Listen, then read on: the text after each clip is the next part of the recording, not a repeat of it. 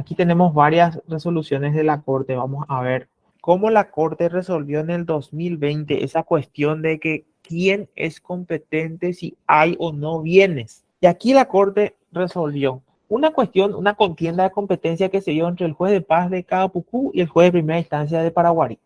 Y acá observamos que el juez de Caapucú le dice que no es competente. El juez de paz de Caapucú le dice, yo no soy competente para entender, entonces que vaya ante el juez de primera instancia, ocurra ante el juez de primera instancia. Bueno, el juez de primera instancia, ¿qué hizo? Se declaró incompetente. Se declaró incompetente. Entonces estamos en presencia de dos jueces que dicen que no son competentes. Bueno, ahora vamos a estudiar los argumentos por los cuales se resolvió quién es efectivamente. Recordemos que estamos ante una contienda negativa.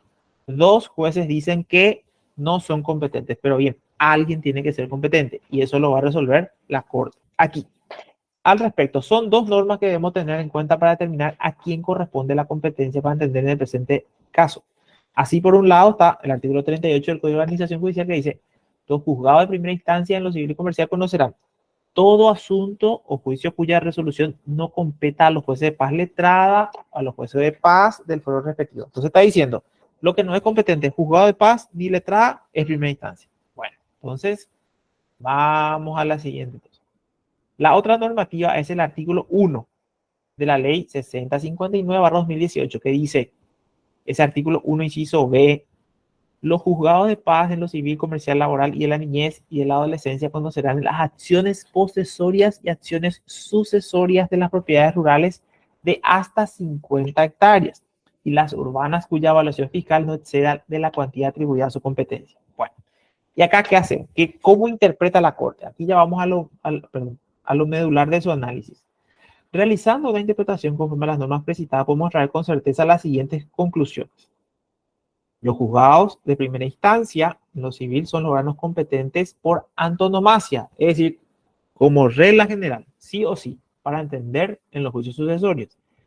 Y segundo, y aquí noten el término excepcionalmente, es decir, por antonomasia, es decir, presentas un proceso sucesorio ante primera instancia y se tiene que tramitar sí o sí. Excepcionalmente se va a tramitar en el juzgado de paz si reunís las condiciones de la norma. Serán competentes para entender los juicios sucesorios siempre que en ellos se encuentre acreditada la existencia de un bien inmueble rural de hasta 50 hectáreas, un inmueble urbano cuya evaluación no exceda los límites. Bueno, la interrogante surge en casos como el de autos, es decir, aquellos en los cuales se ha acreditado la inexistencia de bienes muebles, es decir, no tiene nada el causante.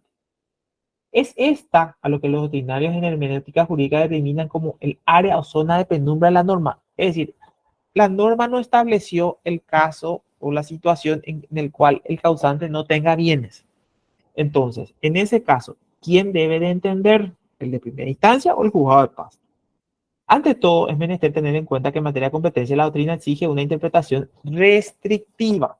Solo en caso de lagunas normativas o total ausencia de previsión legal entra a tallar el argumento por analogía. Y aquí vemos, habla un poquitito de la analogía. Entendemos que por principios generales interpretaciones determinadas sirven para el derecho procesal, pero además de esto existen normas especiales. Así, debe tenerse en cuenta que por su carácter formal y por estar constituido gran parte por normas que organizan, reglamentan y limitan la función jurisdiccional del Estado por funcionarios especiales, la obra del intérprete es más restringida, hoy porque es una función jurisdiccional, por cuanto sus disposiciones son más rigurosas. Cuando se trata de esa parte, su interpretación es restrictiva. Y así, en ese entendimiento, siguiendo el lineamiento de Davis Echandía, dice, las instancias, las jurisdicciones y la competencia, muchas de las cuales forman parte también del derecho constitucional. Entonces, las que regulan las actuaciones de las partes, la procedencia de sus recursos, las cargas procesales otorgan un campo más fecundo para la labor del intérprete. Pero como estamos hablando de competencia, es de orden público. Entonces, tenemos que ver qué dice la norma de forma expresa. No se hace difícil encontrar razones que apoyan la cita doctrinaria anterior. En efecto, la competencia, tanto en su concepción formal o material, constituye una institución de orden público que no admite una interpretación extensiva. Ergo, ampliar su esfera de actuación, puesto que Esta circunstancia atenta directamente contra el principio de legalidad. A ver, no está permitido por consiguiente que el intérprete extienda su contenido más allá de lo estrictamente permitido. A ver, recapitulemos acá. La competencia es una cuestión de orden público. Por eso es que se generan muchas contiendas ante esta situación, porque los jueces tienen que analizar su competencia, tienen que examinarla, y en caso de que ellos noten que no son competentes, tienen que declarar, es obligatorio que se declaren incompetentes. ¿Por qué? Porque todo lo que se decía en un proceso ante un juez incompetente puede ser objeto de nulidad. Esto es lo que se conoce como un criterio correctivo restrictivo, que si bien no se encuentra expresamente previsto en nuestro código de forma, sí lo está en las disposiciones generales de la normativa de fondo. Las leyes que establecen excepción a las reglas generales o restringen derechos no son aplicables a otros casos y tiempos en los que fueron especificados por ellas. Es decir, si la normativa 6059 solo habilita en esos dos casos que los jueces de paz sean competentes, solamente en esos casos serían competentes. En el caso de Marras, el conflicto hermenéutico se da entre dos normas: el precepto general del inciso A del artículo 38 y su excepción, el inciso B del artículo 1.6059/2018. No debemos perder de vista que la ley especial es aquella que deroga una ley especial. Especial deroga la general, sustrayendo de esta última parte de su materia para someterla a una reglamentación distinta. Empero, es menester tener presente que la norma especial solo deroga parcialmente a la general, por lo que esta última se sigue vigente y por ende, toda casuística que no configure una de las excepciones previstas caerá dentro de su ámbito de aplicación. Es decir, si no caemos en la excepción, nos seguimos por la norma general. Este razonamiento, por lo demás, se encuentra matizado en el campo hermenéutico con el aforismo que expresa que las excepciones confirman la regla de todo lo no exceptuado. De todo esto se sigue que con la modificación del COJ, el legislador le quitó competencia a los jueces de primera instancia en los procesos sucesorios con bienes inmuebles que cumplan con los requisitos ya mencionados, los cuales desde la entrada en vigencia de dicha normativa deben tramitarse ante los juzgados de paz. Es decir, que si se cumple ese requisito, sí se tramita ante el juzgado de paz, pero si no se cumple, tiene que ser primera instancia. Ahora bien, al no establecer expresamente que también que ante este último órgano se tramitarán los juicios sucesorios sin bienes inmuebles, mal podríamos ampliar el campo de aplicación de la norma de excepción para incluir tales juicios. Es decir, si la norma no previó, entonces no podemos hacerlo extensivo. En otras palabras, si el legislador pretendiese que las sucesiones sin bienes muebles sigan la misma suerte que la excepción, aquello conforme a los principios más elementales de interpretación debía estar expresamente legislado. No habiéndolo hecho, no cabe aquí modificar los términos del inciso B de la ley, inciso B del artículo 1 de la ley 6059/2018. Habida cuenta que con ello se estaría dejando sin efecto la naturaleza excepcional de la norma y se terminaría transformándose en una regla de aplicación general. Entonces, con esos argumentos podría argumentarse que si los jueces de paz son competentes para atender el juicio sucesorio con bienes inmuebles de poca extensión o valor, con más razón tienen competencia para entender los juicios sucesorios sin bienes muebles. Sin embargo, el argumento a fortiori no se encuentra cabida en conflictos como el de autos. ¿Por qué? Porque son normas de orden público. Recordemos que la competencia, este es el comentario que le estoy haciendo, que las normas de competencia son de orden público. Al ser normas de orden público, no estamos en la esfera del derecho privado, estamos en la esfera del derecho público. Al estar en las normas del derecho público, entonces si la norma no me faculta a ser competente, entonces no soy competente. Entonces el juzgado de paz no va a ser competente. A ese argumento estamos llegando. Indudablemente el intérprete echa mano a este argumento en algunos casos de lagunas normativas. De allí que Guastini lo denomina como argumento productivo de nuevo derecho, antes que argumento interpretativo. Con respecto a este argumento, la doctrina tiene bien dicho que cuando se da el caso de que una cuestión no está expresamente resuelta, se utiliza como modelo para tomar una decisión, una norma que resuelve un caso parecido, tal como la analogía, pero la diferencia de que en el argumento a fortiori se considera que la norma que sirve de modelo resuelve una situación menos fuerte que la nueva que debe resolverse. Por eso, para justificar este tipo de argumentos, se dice que un caso más fuerte y más evidente lleva siempre los presupuestos de otro más débil y menos evidente. Donde el caso más débil y menos evidente es el que sirve de modelo para resolver el caso no previsto, que se considera todavía más fuerte y evidente. El argumento a fortiori significa por fuerza o con mayor razón. Presenta puntos muy criticables y parece imposible lograr una justificación del mismo por medio de la lógica formal. Por tales motivos se ha considerado por algunos autores que no es un verdadero argumento lógico o a lo más pertenecería a la llamada retórica o lógica no formal. Entonces, por esos argumentos, el comentario de Juan Carlos Mendonca es el que estábamos leyendo. Entonces, como la competencia, repetimos, es de orden público, caemos, repetimos, en la esfera del derecho público. Y recordemos que en la esfera del derecho público, solamente lo que está expresamente permitido es lo que podemos hacer. Es decir, como funcionarios públicos, y en este caso el juez también es un funcionario público, está limitado a los términos de la norma. Es decir, solamente puede hacer aquello que le faculta. Si la norma le dice, usted no es competente para eso, no va a ser competente. Entonces, con similares argumentos, los demás opinantes se adhieren a dicha postura. Se adhieren y señalan aquí, declara que la competencia es el juez de primera instancia en lo civil y comercial. Bueno, vamos a ver otro caso. En este proceso se dio una cuestión de contienda negativa entre el juez de primera instancia de Lambaré y el juzgado del primer turno de la capital. Porque este proceso se inició ante el juzgado de Lambaré y en el certificado de función decía que el domicilio era Asunción. Bueno, no sabemos qué pasó, pero, pero los herederos decidieron presentarse ante el juzgado de Lambaré. Luego, esto porque el juez de Lambaré se inhibió, se remitió al expediente al juzgado de Asunción, que se declaró incompetente. Entonces, aquí se hace la contienda de competencia y aquí vemos.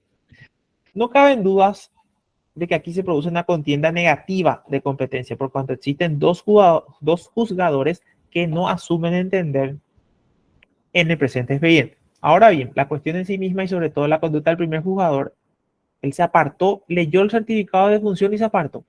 Es manifiestamente contraria a derecho e improponible en la correcta sistemática del código. En efecto, incluso más allá de que a quien compete en abstracto, la competencia territorial en el fuero civil como concepto esencial y básico es siempre prorrogable. Así lo dispone el artículo 3 del Código Procesal y el artículo 4 del mismo cuerpo legal, que disipa con toda duda cuando indica que la prórroga será tácita respecto del actor por el hecho de haber entablado la demanda respecto del demandado, por haberla contestado o dejarlo hacerlo o expuesto excepciones previas sin articular la declinatoria. Una vez prorrogada la competencia, queda definitivamente fijada para todas las instancias del proceso. En virtud de estas categóricas disposiciones, la inhibición de oficio encuentra la importantísima sección consagrada precisamente en dichos artículos conforme al artículo 7 del Código Procesal. Vamos a ver qué dice el artículo 7 para salir de las dudas. Declaración de incompetencia. La declaración de incompetencia dice, toda demanda debe ponerse ante juez competente siempre que la exposición del actor resulte no ser de la competencia del juez ante quien se deduce, deberá dicho juez inhibirse de oficio sin más actuaciones, mandando al interesado que ocurra. Bueno, este artículo 7, de acuerdo a nuestra resolución, se refiere a que al caso que nosotros estábamos hablando hace rato, el juez de paz, en el caso anterior de Carapucú, dice, yo no soy competente porque no se da el presupuesto de la ley 6059. Entonces, por eso, porque yo no tengo esa capacidad para entender en un proceso donde no hay bienes, porque la norma no me dice así, es que me declaro incompetente. En este caso, el juez de primera instancia es competente para entender en los procesos sucesorios. Entonces, la Corte aquí entiende prorrogada la decisión porque aquí los herederos decidieron prorrogar la competencia. Territorialmente se puede prorrogar, pero en relación a la materia, eso no se puede prorrogar. La competencia no es prorrogable en relación a la materia. En el caso anterior, el problema era la materia, porque no era competente para estudiar ese tipo de casos. En esta situación, los herederos, pudiendo presentarse en el juzgado de Asunción, se presentaron en el juzgado de Lambaré. Es decir, optaron y extendieron la competencia territorial del juez. Y aquí lo que cuestiona el fallo es que ¿por qué el juez civil de oficio se inhibió si los mismos herederos fueron a iniciar ante él? En otros términos, en la jurisdicción civil no puede producirse la inhibición de oficio por razón de competencia territorial en cuanto dicha cuestión queda librada a la iniciativa de las partes que pueden consentir la prórroga. Recuerden, en el caso anterior, la competencia era en relación a la materia. El problema era la materia, ahora es el territorio. Pero en virtud de este artículo puede ser prorrogable. Dice, en cuanto a dicha cuestión, queda librada la iniciativa de las partes que pueden consentir la prórroga o oponerse a la misma a través de la declinatoria o inhibitoria. Es por ello que el apartamiento de oficio que se realizó el juez de primera instancia es palmariamente contrario a derecho, puesto que negaría la posibilidad de prórroga tan diáfanamente consagrada en la norma ritual. Entonces, en el hipotético caso de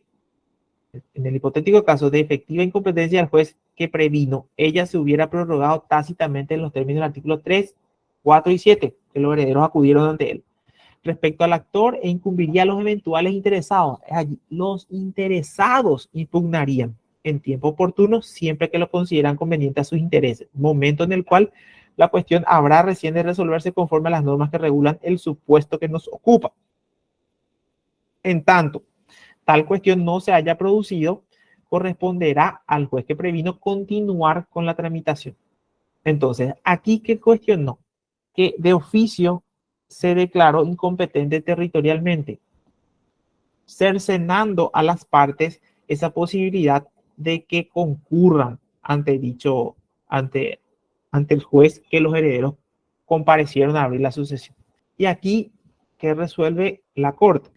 Remite nuevamente, remite el expediente al juez del primer turno de Lambaré, cuya competencia fue concedida por la impulsora de la sucesión. Es decir, hace respetar el principio de la libertad de la competencia territorial que puede ser extendida por las partes. Bueno, este es un caso bastante interesante también. Miren, acá tenemos un proceso sucesorio en donde también hay una contienda entre el juez de paz y el de primera instancia. ¿Por qué? ¿Qué pasó acá? El proceso sucesorio se tramitó ante el juzgado de paz. Luego la cónyuge dice, esperen un poco, decide presentar el matrimonio aparente y lo presenta ante el juez de primera instancia. Y el juez de primera instancia dice, bueno, yo no soy competente porque el expediente principal radica en el juzgado de paz. Y cuando el expediente se remite al juzgado de paz, el juez de paz dice, no, yo no soy competente. ¿Por qué? Porque es una cuestión relativa al inciso A de la ley 60/59. Vamos a ver, acá, porque se refiere a cuestiones del Estado civil, derecho de familia. Entonces, como la cuestión, el matrimonio aparente, se refiere a eso, entonces la que pretendía ser declarada como cónyuge promueve su acción ante el juez de primera instancia. El juez de primera instancia le dice, no, yo no soy competente porque yo no tengo el expediente sucesorio. Concurra ante el juzgado de paz.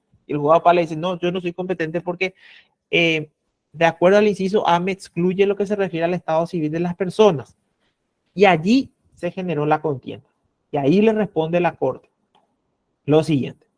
Recordemos que el 733 es demasiado clarito. Todo lo que tenga que ver con todo lo que tenga que ver con lo que todo lo que tenga que ver con la sucesión o con la muerte de una persona, y más aún la declaración de reconocimiento de matrimonio aparente, está estrechamente vinculado al proceso sucesorio. Bueno, tenemos allí, o pareciera que tenemos un conflicto entre el inciso A y el inciso B, porque el A dice que solamente tiene que ser ante primera instancia y el B dice que se puede tramitar los procesos sucesorios ante los juzgados de paz. Bueno, ante eso, ¿qué hacemos? Es lo que va a decir aquí la Corte. La cuestión que genera controversia es que al momento de la redacción del 733, los juicios sucesorios eran de competencia exclusiva de los juzgados de primera instancia de lo civil comercial. Situación que se vio alterada primeramente por la ley 3226/2017, que estableció que los jueces de paz conocerán las acciones sucesorias de bienes rurales hasta 20 hectáreas, siempre que fuera el único bien. Y posteriormente por la ley 6059/2018, la cual modifica el artículo, la cual modifica la ley 879 del Código de Organización, previendo el inciso B que amplía la competencia hasta acciones sucesorias de bienes rurales de hasta 50 hectáreas, y por tanto, de la vigencia de tal norma, los juicios sucesorios pueden ser atendidos tanto por jueces de primera instancia como de paz. O sea, los dos son competentes, siendo determinante esta competencia las dimensiones del bien del inmueble rural, siempre que sea el único dentro del bien del acervo hereditario. Entonces, el juzgado de paz de Capiatá es el competente de entender en el caso planteado, la sucesión, en atención a que el juicio sucesorio fue iniciado allí, conforme a las declaraciones de la parte actora, situación que no fue controvertida por el juez a cargo de dicho juzgado, pero que no está acreditada en el expediente ni tampoco se acompañó correspondiente juicio sucesorio del causante. Sin embargo, esta situación se matiza al existir cuestiones relacionadas a la muerte del causante relacionadas al estado civil de las personas o los derechos de familia, debido a que en virtud al inciso A del mismo artículo se exceptúan de la competencia de los juzgados de paz los asuntos que versan sobre estas cuestiones mencionadas y que se reiteran: el estado civil de las personas y los derechos de familia. Esta aparente contradicción legislativa que generó la contienda negativa de competencia en la causa traída en estudio se resume en que el juez de primera instancia entiende que debe dar cumplimiento al artículo 733, mientras que el de paz por su parte comprende que el estudio de lo solicitado por la señora Argüello Quintana escapa de la competencia que le otorgan los jueces de paz. La regla general del foro de atracción para los juicios sucesorios, establecida en el 733, concuerda con la característica universal del proceso judicial sucesorio, donde todas aquellas acciones que afectan al patrimonio del causante son atendidas por un único juez, con el fin de garantizar la unidad e indivisibilidad del mismo, hasta tanto sea liquidado y dividido entre quienes están llamados a suceder los bienes que lo integran y pertenezcan luego de satisfechos los pasivos que lograron. Entendido de esta manera, resulta lógico que el juez encargado de resolver la liquidación del patrimonio del causante pueda conocer y decidir sobre la vocación hereditaria que tienen aquellas personas.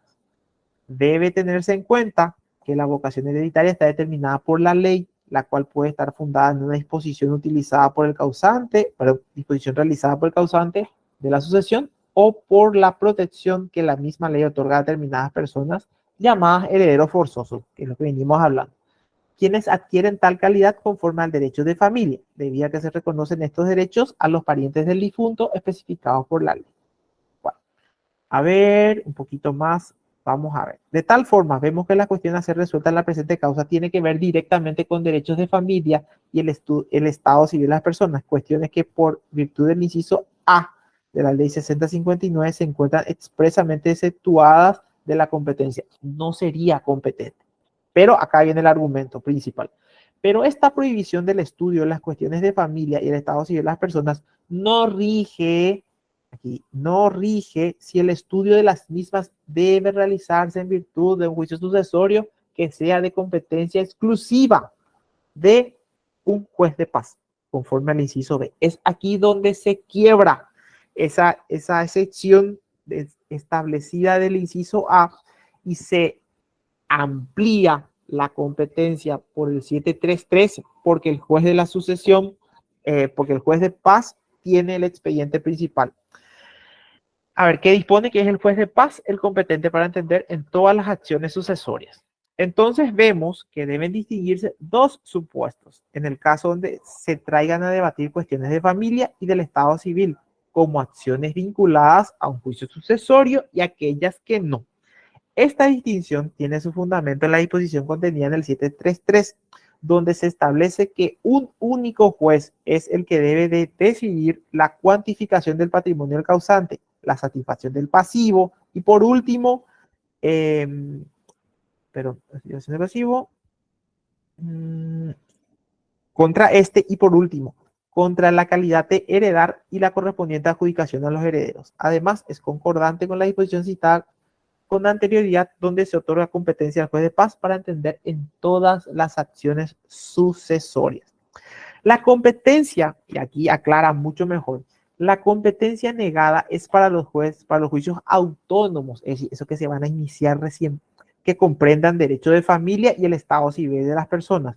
Pero cuando estos juicios están relacionados a un juicio sucesorio, es el 733 que establece el fuero de atracción pasiva, la norma que prima y otorga la competencia al juez encargado de la sucesión, sea este juez de primera instancia o en nuestro caso juez de paz, debiendo entonces el juez de la sucesión entender en todas las acciones promovidas contra la sucesión sin distinción alguna. Este es un caso también donde se cuestiona la competencia, pero aquí tiene una particularidad. El bien que formaría parte del acervo tiene una superficie mayor, pero está en condominio con sus hermanos. Entonces se generó una suerte de controversia entre el juez de paz y el juez de primera instancia, que allí se debatió que no puede ser limitante a la competencia el hecho de que el inmueble tenga más de 50 hectáreas por el hecho de que esa persona no es dueña de la totalidad, sino dueña de una partecita porque está en condominio, siendo ese el único bien. Entonces allí declaró la competencia del juzgado de paz. Aquí tenemos una sucesión en donde se inició en primera instancia y luego durante el trámite se percata el juzgado que efectivamente existe otro proceso similar ante el juzgado de paz y se presentan los herederos y plantean una excepción de incompetencia ante el juez de primera instancia, diciendo que la cuantía de los bienes no excede los 300 jornales. Y aquí el otro grupo de herederos se opuso y contestó la excepción de incompetencia y ofreció pruebas y demostró que efectivamente existen bienes en el acervo hereditario, que el causante poseía vehículos, poseía dinero. Entonces, con la demostración de que la existencia de esos bienes claramente ya escapaba de la competencia de los juzgados de paz, por tanto se tenía que tramitar ante el juzgado de primera instancia. Y es así que se rechaza la excepción de incompetencia que plantea uno de los herederos y declara competencia del juzgado de primera instancia, comunicándole al juzgado de paz que deje de entender en esos autos.